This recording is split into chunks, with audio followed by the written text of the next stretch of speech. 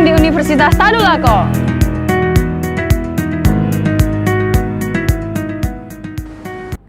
Assalamualaikum warahmatullahi wabarakatuh. Salam sejahtera untuk kita semua. Perkenalkan, saya Dr. Dandan Haryono, SOSMSI, tenaga pengajar pada program studi Administrasi Publik, Fakultas Ilmu Sosial dan Ilmu Politik Universitas Tadulako.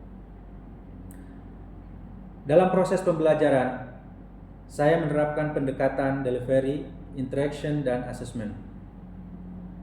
Pendekatan ini saya gunakan untuk menciptakan suasana kelas yang aktif, dialogis, dan reflektif, sehingga mahasiswa bukan hanya mendengar, tetapi juga berpikir kritis dan terlibat langsung dalam proses belajar mengajar. Pada kesempatan kali ini, saya membawakan mata kuliah Metode Penelitian Sosial. Mata kuliah ini menjadi bekal penting untuk memahami langkah-langkah ilmiah dalam melakukan penelitian sosial, mulai dari teori hingga praktik.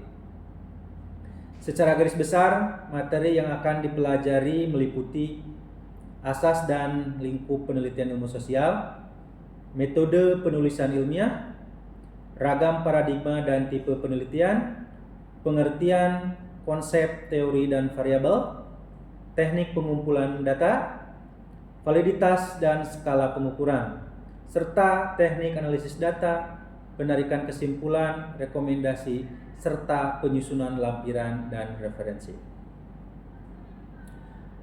Adapun tujuan dari pembelajaran mata kuliah ini adalah agar mahasiswa Pertama, mampu memahami konsep dasar ilmu sosial dan metodologi penelitian, dapat menjelaskan, menganalisis, merancang, serta memecahkan berbagai persoalan yang muncul dalam penelitian sosial, serta mampu mengaplikasikan teori dan metode ke dalam praktik penelitian yang sesuai dengan kaidah ilmiah.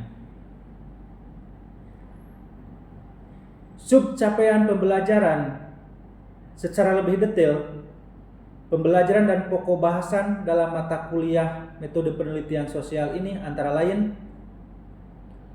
memahami filosofi dan konsep dasar ilmu sosial, menjelaskan asas dan lingkup penelitian sosial, menggambarkan dinamika perkembangan penelitian sosial, menyusun metode penulisan ilmiah, menjelaskan ragam paradigma dan tipe penelitian, mendesain rancangan penelitian sosial, menjelaskan peran teori dan variabel dalam penelitian, menentukan teknik pengumpulan data yang tepat, memahami prosedur umum penelitian, validitas, serta skala pengukuran, mengolah dan menganalisis data khususnya pada metode kualitatif dan kuantitatif, serta menarik kesimpulan dan merumuskan rekomendasi berdasarkan hasil penelitian. Sebagai penunjang materi, referensi yang digunakan ada beberapa literatur utama, diantaranya Creswell tahun 2009, Klinger 1973, Lincoln dan Guba 1985, Miles, Huberman, dan Saldana tahun 2014, Siti Rohmah, Trilaksono Nugroho tahun 2009, serta Robert Kain tahun 2022. Referensi ini akan menjadi pegangan untuk memperkuat pemahaman teori sekaligus membentuk praktek penelitian bagi mahasiswa. Pada video pembelajaran kali ini, saya akan fokus membahas materi pertemuan ke-14, yaitu pengolahan data dan teknik analisis data dalam penelitian sosial, khususnya pada metode penelitian kualitatif. Pokok bahasan meliputi koleksi dan tabulasi data, yaitu bagaimana data dikumpulkan dan diorganisasi, display data, yaitu penyajian data agar mudah dibaca dan dianalisis, kondensasi data, yaitu proses merangkum dan memfokuskan data, verifikasi data, pengecekan dan pengujian keabsahan data. Dengan pendekatan kolaboratif dan interaktif, saya berharap mahasiswa tidak hanya menguasai teori, tetapi juga memiliki kemampuan praktis untuk melakukan penelitian sosial yang bermanfaat bagi masyarakat. Berikut adalah video pembelajarannya.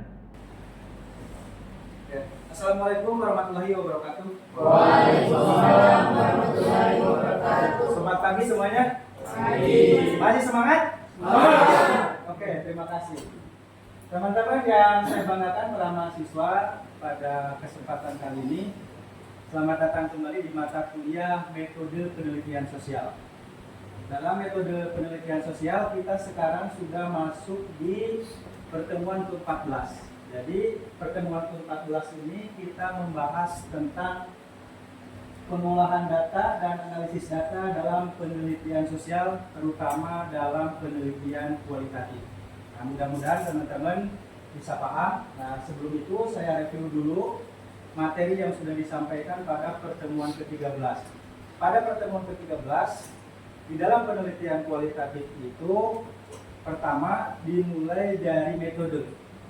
Metodenya adalah kualitatif. Pendekatannya teman-teman bebas, apakah mau pendekatan deskriptif atau pendekatan studi kasus, terserah.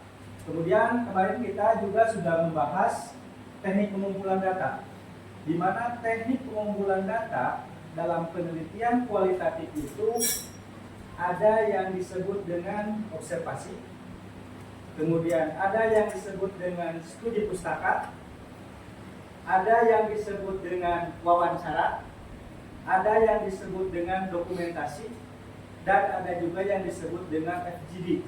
Semua itu adalah proses atau metode yang digunakan untuk pengumpulan data kualitatif. Nah, setelah data itu dikumpulkan, maka yang terakhir harus kita lakukan adalah menganalisis.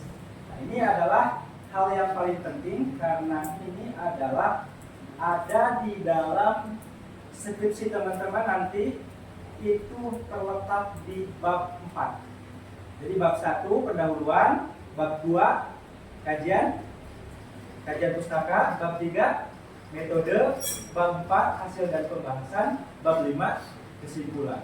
Nah, ini kita bahas ya. Namun sebelum itu, sebelum kita membahas, kita lihat dulu bahwa di sub CPMK di dalam RPS itu, bahwa di materi yang ke-14 ini kita akan menjelaskan tahapan pengolahan data dan teknik analisis data dalam penelitian kualitatif.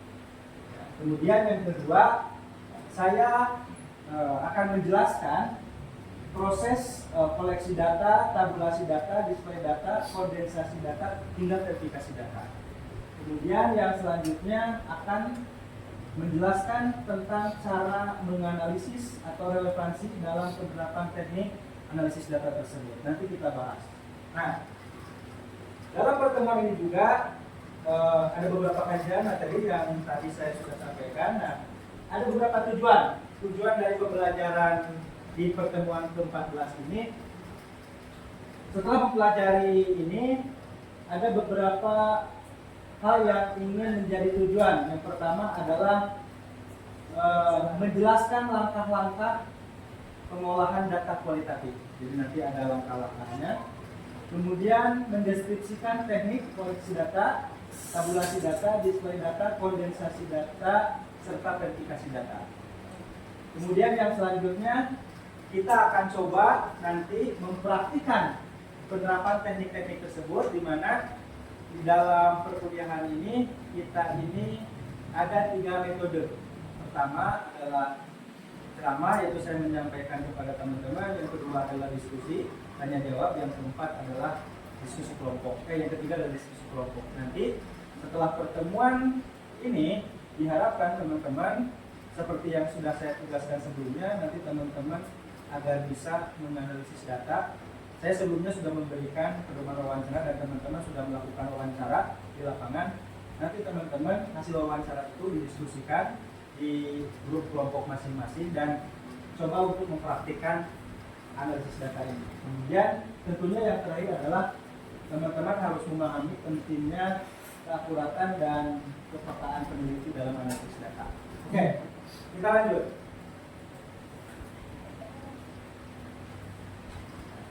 Pengolahan data kualitatif. Nah,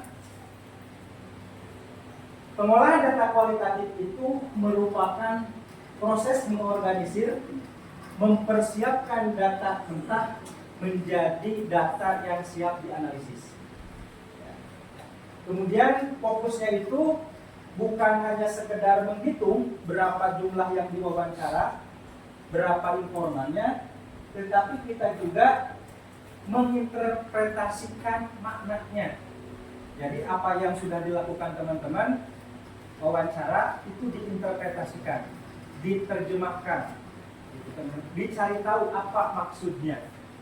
Ya. Nah, langkah-langkah utama dalam analisis data kualitatif ini ada koleksi dan tabulasi data, kemudian ada display data, kemudian ada kondensasi data, dan yang terakhir adalah verifikasi data dan kesimpulan. Ya, jadi pahami 4 hal ini. Ya. Dan yakin teman-teman nanti ketika teman-teman beres KKN, kemudian teman-teman menyusun proposal, teman-teman akan ditanya apa teknik analisis data yang teman-teman gunakan. Nah, ini yang saya jelaskan adalah teknik analisis data menurut Miles dan Haberman Saldana tahun 2014. Dan ini ada di semua skripsi pun. Ada di semua skripsi. Oke, yang selanjutnya. Nah, koleksi data. Apa itu yang dikoleksi data itu dan bagaimana proses mengoleksi data? Nah, mengoleksi data melalui proses yang pertama adalah apa? Nah, kemudian observasi dan dokumentasi. Ini dasarnya. Ya, dasarnya. Jadi untuk mengoleksi data itu melalui wawancara. Tahu wawancara? Tahu. Bagaimana itu wawancara? Hah? Kita sesi tanya jawab. Oke. Jadi kita menyiapkan bahan yang akan dipertanyakannya, kemudian kita juga menyiapkan siapa yang akan menjadi informannya, kemudian kita melakukan proses wawancara tanya jawab. Apa yang ditanyakan? Ya, pertanyaan yang sudah kita siapkan. Oke. Kemudian apa itu observasi? Kira-kira apa itu observasi? Observasi itu kegiatan awal untuk memotret bagaimana keadaan di tempat yang akan kita teliti. Kemudian yang terakhir adalah dokumentasi. Apa itu dokumentasi? Foto. Nah, selama ini yang teman-teman pahami bahwa ketika mengatakan dalam penelitian itu dokumentasi, itu pasti di benaknya adalah foto. Padahal dokumentasi itu merupakan salah satu data sekunder, di mana dokumentasi itu kita bisa mendapatkan surat-surat, kita bisa mendapatkan peraturan-peraturan, kita juga bisa mendapatkan ataupun mencari arsip. Itulah yang dimaksud dengan dokumentasi. Oke, paham sampai di situ? Oke, Nah, di sini disebutkan bentuk transkrip, catatan lapangan, foto dan dokumen. Nah, kemudian yang selanjutnya adalah tabulasi data. Bagaimana itu tabulasi data? Tabulasi data itu mengelompokkan data sesuai dengan tema, waktu, lokasi, partisipan. Ya, jadi dilihat. Saya tidak perlu menjelaskan temanya apa, waktunya apa, dan lokasinya apa. Saya kira teman-teman sudah paham. Ya. Oke. Kemudian yang selanjutnya adalah membuat daftar kode awal. Ya. Oke, itu adalah koleksi dan tabulasi data. Oke, yang selanjutnya adalah display data.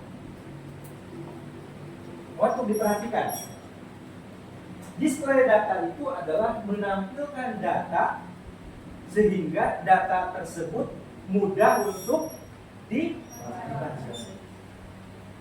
Kan kalau misalnya kita penelitian, kemudian kita melakukan wawancara, kira-kira apa bahan yang teman-teman dapatkan setelah wawancara? Jawaban kan? Jawaban informan. Kira-kira jawaban informan itu teman-teman bawa dalam bentuk apa? Ada beberapa hal yang mungkin teman-teman bisa bawa hasil wawancara. Pertama, teman-teman tulisan. Yang kedua adalah rekaman. Tapi bagaimana teman-teman bisa membaca rekaman dengan yang teman-teman tulis? Maka harus ada yang namanya display data. Ya. Jadi menampilkan data agar data tersebut mudah dianalisis. Ya. Kemudian, nah hasil wawancara itu teman-teman di display dalam bentuk matrik, kemudian tema, tabel, kemudian diagram alur atau peta konsep atau berbentuk narasi. Kira-kira yang lebih mudah teman-teman di mana? Kalau hasil wawancara kira-kira tampil di display dalam bentuk apa? Hah? Peta konsep, diagram alur atau dalam bentuk narasi? Ya, sejatinya kalau kita mengikuti secara teori yang dikemukakan oleh Miles dan Huberman bahwa dalam display data itu ya harus lengkap, harus ada. Gitu. Jadi tabelnya harus ada, diagram alurnya harus ada, peta konsepnya ada, dan narasinya pun harus ada dan jelas serta mudah dibaca. Nah, tujuannya apa untuk display data ini? Tujuannya adalah untuk membantu melihat, ya, untuk melihat polanya bagaimana, kemudian hubungannya bagaimana, dan kontradisinya bagaimana. Yang dimaksud dengan kontradiksi ini begini. Kan teman-teman misalnya punya 5 informan. Kira-kira menurut teman-teman apakah ketika kita menanyakan hal yang sama, misalnya teman-teman penelitian tentang kebijakan, teman-teman menanyakan tentang aspek komunikasi, apakah terjalin antara komunikasi bawahan dengan atasan terkait pelaksanaan kebijakan? Kira-kira jawabannya dari 5 informan kemungkinan sama atau beda? Bisa saja sama dan bisa saja berbeda. Ya, jawaban itu. Makanya kita harus menampilkan, membuat diagramnya, membuat tabelnya. Jawaban si A bagaimana, jawaban si B bagaimana, jawaban si C bagaimana. Baru kita akan terlihat di mana persamaannya dan di mana perbedaan. Ya, tuh display data. Kemudian yang selanjutnya adalah kondensasi data. Jadi display data, kondensasi data, verifikasi dan kebalikan kesimpulan. 3 itulah yang harus teman-teman ingat. Karena yakin, seyakin-yakinnya semua pasti akan ditanya pada ini. Ya. Nah, proses kondensasi data ini adalah menyaring, merangkum, dan fokus kepada hal yang relevan. Kan begini, kalau misalnya kita bertanya kepada informan, Pak, bagaimana komunikasi antara Bapak dengan bawahan terkait pelaksanaan kebijakan? Itu pasti akan ada informan yang menjawab pertanyaannya ke kiri, jawabannya ke kanan. Kadang-kadang, bahkan kadang ada yang bilang, oh saya tidak tahu. Bahkan mungkin ada yang bilang, oh sudah bagus. Tapi mungkin ada yang bilang bahwa saya tidak pernah merasa ada setiap ada pelaksanaan kebijakan tidak pernah merasa dikomunikasikan. Nah, sehingga kita akan melihat rangkumannya. Kemudian, nah biasanya dalam kondensasi data itu ada yang disebut dengan coding, kemudian tema, subtema, dan narasi. Ya, jadi nanti kita coba bahas. Kemudian yang selanjutnya menjaga konteks dan kedalaman data. Nah, yang dimaksud dengan menjaga konteks itu bahwa ketika kita penelitian kebijakan, kita tidak lari dari kebijakan. Soalnya ada orang yang meneliti tentang kebijakan, tak implementasi kebijakan, tapi dia lari ke evaluasi kebijakan. Ada juga yang meneliti tentang kebijakan, tapi dia lari ke kinerja. Ada juga yang meneliti tentang kebijakan, dia lari ke manajemen. Jadi kita harus jaga ketika kita meneliti tentang kebijakan, maka rule dan jalur kita adalah terletak pada tema kebijakan. Kemudian yang selanjutnya adalah contoh ya, nanti kita coba untuk cari contoh yang lain. Oke. Nah, yang terakhir adalah verifikasi dan penarikan kesimpulan. Nah, verifikasi dan penarikan kesimpulan ini yang pertama adalah cross check dengan data lain. Jadi siapa tahu ketika kita meneliti tentang implementasi kebijakan, misalnya meneliti implementasi tentang penanggulangan dan pencegahan penularan penyakit menular HIV/AIDS, misalnya, siapa tahu ada orang yang sudah melakukan penelitian itu. Kita coba, itu kan bisa dijadikan sebagai data lain. Kemudian yang selanjutnya, ketika kita wawancara, Pak, apakah sudah dilakukan sosialisasi tentang pencegahan penanggulangan HIV/AIDS di Kota Palu misalnya? Dia mengatakan sudah. Kita coba, di mana dia melakukannya itu? Apakah di kecamatan, di kelurahan, atau langsung ke masyarakat? Oh, di setiap kecamatan. Apa kira-kira yang harus kita lakukan? Saya ke kecamatan. Apakah betul di kecamatan A sudah dilakukan sosialisasi? Nah, itu meng-cross check namanya ya. Kemudian diskusi antar peneliti. Jadi kan misalnya kalau misalnya teman-teman mahasiswa nanti diskusi dengan siapa? Dengan pengunjung. Bisa juga berdiskusi dengan sesama teman ya, terkait dengan hasil penelitian. Kemudian checking ke narasumber. Jadi data yang hasil kita dapatkan juga harus dicek ke narasumber. Misalnya begini, tadi kita cek ke kecamatan, ternyata menurut kecamatan belum ada. Kita cek lagi ke narasumber, Pak, Bapak mengatakan ternyata sudah diadakan sosialisasi, tapi ternyata setelah cek di kecamatan ternyata tidak ada. Jawabannya dua. Oh, sudah di kecamatan lain, di kecamatan itu belum. Bisa saja begitu. Tapi bisa juga dia mengles bahwa oh iya belum semua. Ya, jadi hal-hal yang itu memang harus dicek di dalam proses penelitian. Kemudian yang selanjutnya adalah triangulasi, bisa triangulasi sumber ataupun triangulasi metode. Nah, tujuan dari verifikasi data ini adalah untuk memastikan temuannya itu secara akurat, sahih, tahu sahih, tidak diragukan kebenarannya, kemudian dapat dipercaya. Oke, sampai di situ ada yang ditanyakan? Silakan. Berkaitan dengan analisis data ataupun metode penelitian, atau ada yang belum pernah saya bahas? Oke, kita lanjut. Tadi contoh display data, kan tadi dalam bentuk tabel ya. Nah, coba dilihat. Jadi seperti inilah teman-teman mendisplay data. Jadi kutipan narasinya, kode awal, tema utamanya apa. Ya, jadi misalnya kutipan narasinya, saya sering merasa lelah karena tugas bertumpuk. Nah, kode awalnya adalah kelelahan kerja. Kemudian tema utamanya adalah tekanan kerja. Nah, ini contohnya begini. Kemudian yang kedua, kadang merasa tidak dihargai atasan. Kemudian kode awalnya adalah tidak dihargai. Tema utamanya kira-kira apa? Hierarki ya, hierarki. Nah ini ya contohnya. Kemudian contoh diagram alur. Nah seperti ini contoh diagram alur. Jadi data mentah, kemudian dibuat kode, kemudian tema utamanya apa, narasinya apa, kemudian kesimpulannya apa.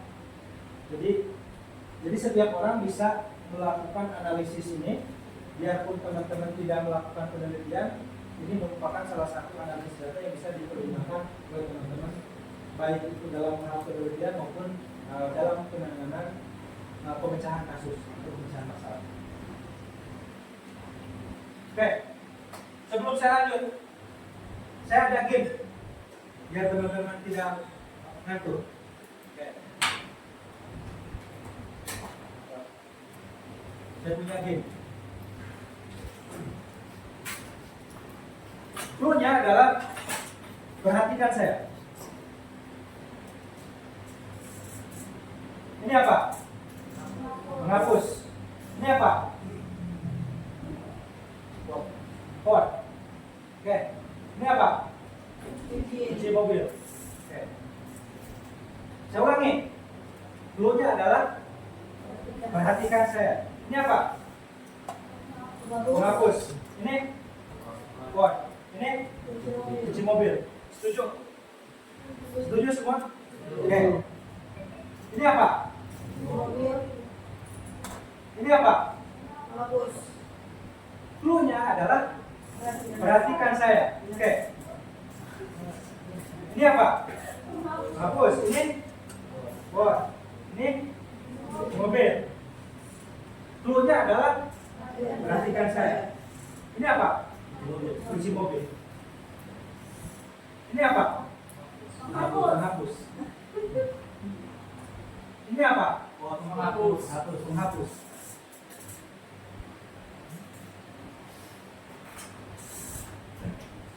Satu kali lagi.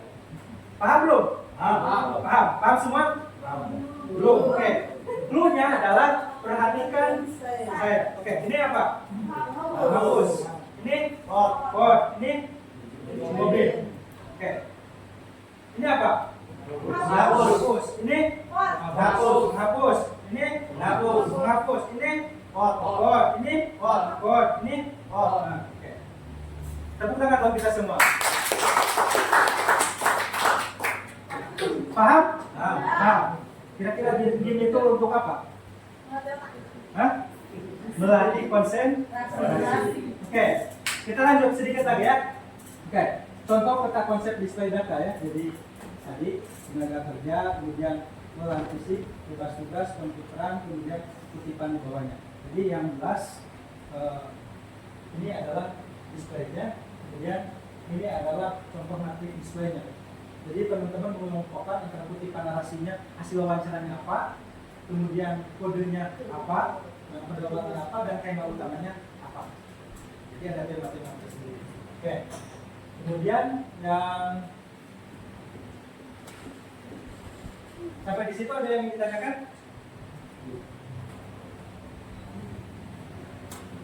Oke, kalau tidak ada yang ditanyakan, saya kira untuk pertemuan kali ini berkaitan dengan analisis data kualitatif, saya kira dicukupkan sekian. Terima kasih atas partisipasinya. Sampai ketemu minggu depan.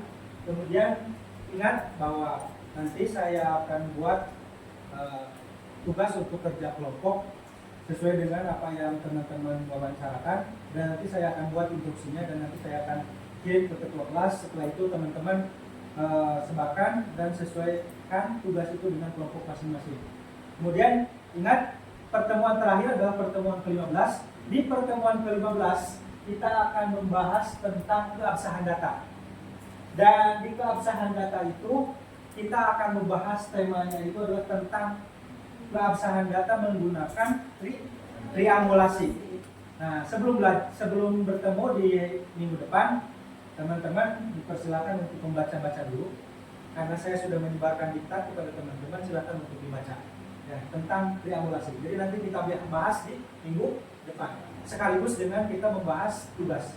Oke, saya kira itu yang dapat saya sampaikan. Terima kasih atas kehadiran dan partisipasinya. Mohon maaf apabila ada kesalahan. Sekian, bila terpedaya. Assalamualaikum warahmatullahi wabarakatuh. Waalaikumsalam warahmatullahi wabarakatuh. Oke, tepuk tangan.